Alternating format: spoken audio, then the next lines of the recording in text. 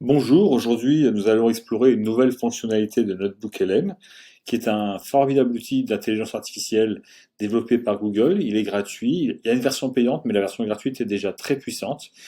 Et cet outil permet de sélectionner des sources sur lesquelles l'IA va travailler sans divaguer, sans halluciner. Elle ne va vous donner des réponses que par rapport aux sources. Donc là, j'ai ajouté une source, j'avais collé un texte sur les origines de la communication visuelle.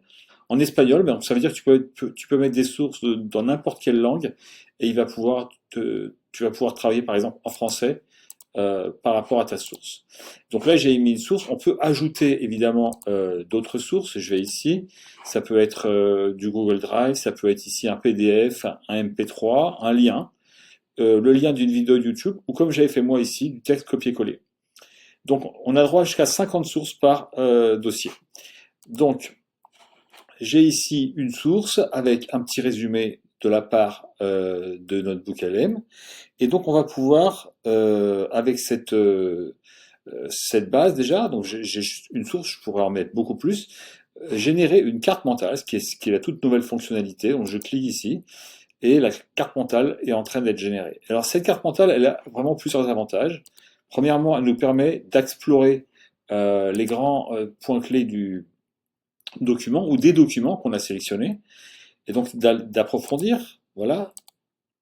Et donc, comment dire, je vais pouvoir me balader dans cette synthèse, mais un des autres avantages, c'est que c'est non seulement de la balade, je reviens ici sur la carte mentale, mais c'est aussi de l'exploration en détail. Par exemple, si je vais sur la théorie des symboles abstraits, eh bien, j'ai cliqué dessus et l'IA de Google va zoomer sur la partie du document et les explications qui ont à voir avec donc la théorie des symboles abstraits. Donc j'ai ici, et si je veux avoir plus de choses, d'informations sur les motifs géométriques similaires, pareil, je clique ici, et il va me générer une note ici, qui permet de zoomer. Je peux interroger cette note, je peux la lire, je peux la garder sous forme de note ici, je vais la garder ici, j'aurai une note ici, qui est le résultat de mon exploration avec la carte. Si je reviens sur la carte qui est toujours accessible, je peux aussi la télécharger sous forme d'image. Donc j'ouvre les branches pour avoir une certaine vision de la carte.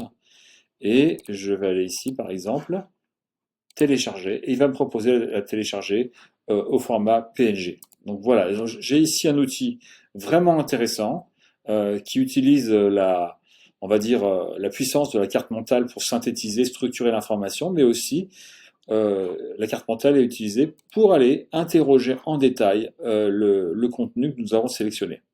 Merci.